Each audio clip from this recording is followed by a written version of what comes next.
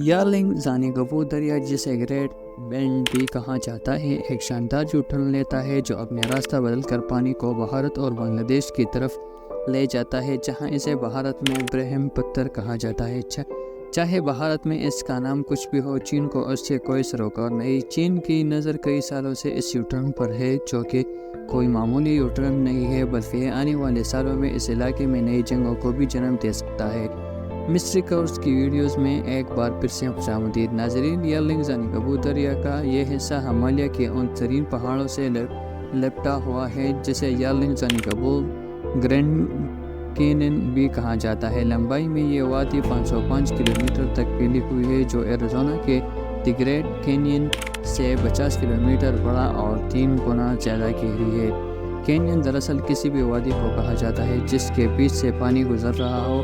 इस वादी का फ़ायदा उठाते हुए चीन ने यहाँ दुनिया का सबसे ताकतवर डैम बनाने का फैसला किया है, बल्कि इस जगह पर जो दुनिया के सबसे दूर दराज लोकेशन है। इस यू टर्न पर पिछले 20 सालों से चीन की नज़र है और इसकी ख़ास बात इसकी ढलान यानी स्लोप है। बल्कि इस जगह से देखी जाए तो दरिया 7,000 मीटर ऊंचे पहाड़ के साथ साथ यू टर्न बनाता हुआ पहाड़ की दूसरी तरफ से वापस आता है। दिलचस्प बात यह है कि बिल्कुल इसी मुकाम पर दरिया की ऊंचाई 2,870 मीटर है, लेकिन यू टर्न करने के बाद दरिया की ऊंचाई सिर्फ 8,070 मीटर रह जाती है। तकरीबन 2,000 मीटर की स्लोप बनाती है, यानी पहाड़ के मगरब में वही दरिया जो 2,080 मीटर ऊपर बह रहा था, वही दरिया सिर्फ थोड़ी सा फासला तय करने के बाद 2,000 मीटर नीचे आ जाता है। चीनी माहिरीन ने यहाँ डैम बनाने के कई तजवीज़ दी है, जिनमें से एक ये है कि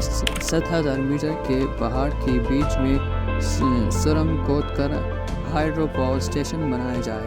अब चूँकि पहाड़ के मगरब में बहने वाले दरिया 2,170 मीटर की ऊंचाई पर है, तो अगर यहाँ से इसका रास्ता बंद करके पहाड़ के अंदर सुरंग खोद दी जाए और दरिया के पानी को सीधा पहाड़ के मशरक़ में बहने वाले दरिया में गिराया जाए, तो ये मंसूबा एक अंदाजे के मुताबिक 60 गीगावाट बिजली आसानी से पैदा कर सकता है, यानी दुनिया के सबसे बड़ी गुजर डैम से पैदा होने वाली बिजली से भी 3 गुना ज़्यादा।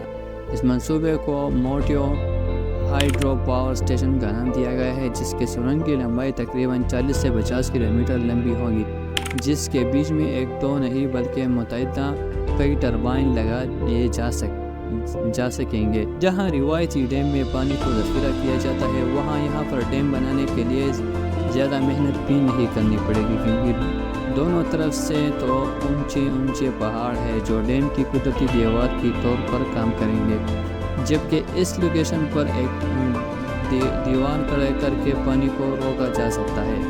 अब अगर यहाँ दीवार पर टरबाइन लगाकर पानी को दूसरी तरफ गिराया जाए तो सिर्फ ये 200 मीटर ही नीचे गिरेगा, जिससे कम क़ुव्वत पैदा होगी और बड़ा असर कम बिजली बनेगी। लिहाजा दीवार के पास से 40 से 50 किलोमीटर का सुरंग खोद कर इसको 2,000 मीटर नीचे इस मकाम पर गिराया जाए।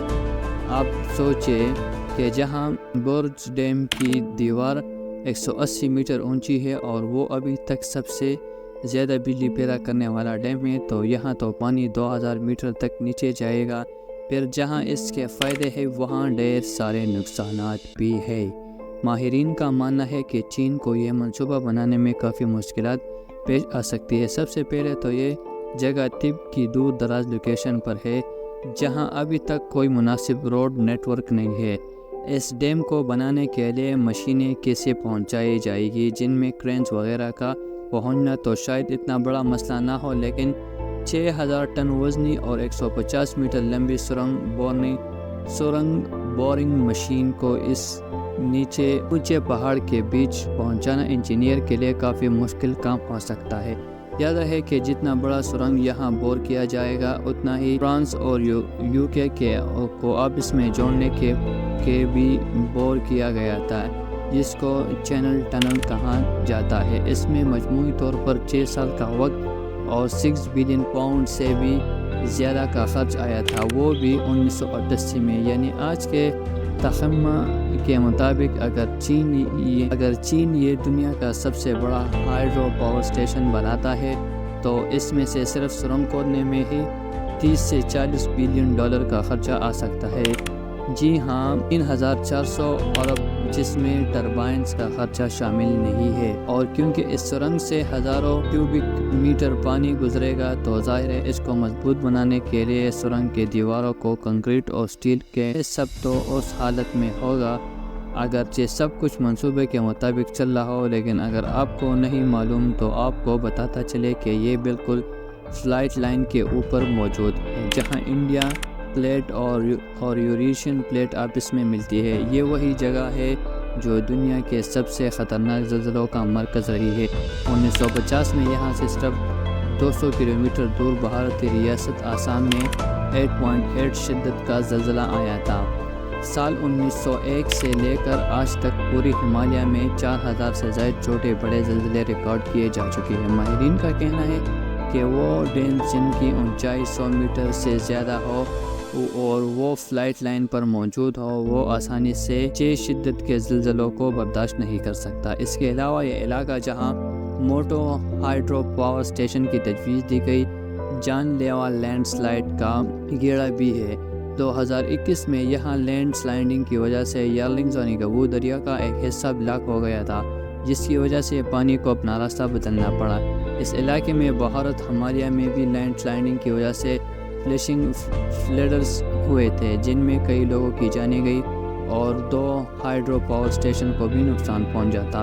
ان سب مسائل کے ساتھ اگر چین کو دنیا کا سب سے بڑا ہائیڈرو پاور اسٹیشن بنانا ہے تو اسے بھارت کا بھی سامنا کرنا ہوگا۔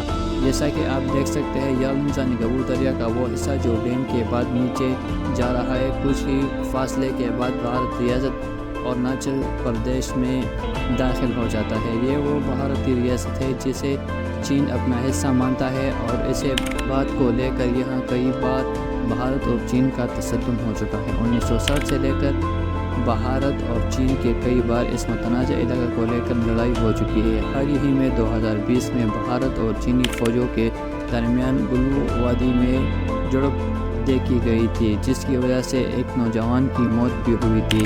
کہنے کا مطلب یہ ہے کہ اس علاقے میں حالات کافی کشیدہ ہے، اور متنازع سرحدوں سے 50 کلومیٹر دور دنیا کا سب سے بڑا ڈیم بنانا خطرے سے خالی نہیں ہوگا، کیونکہ بھارت اور چین دونوں ایٹمی طاقتیں ہیں۔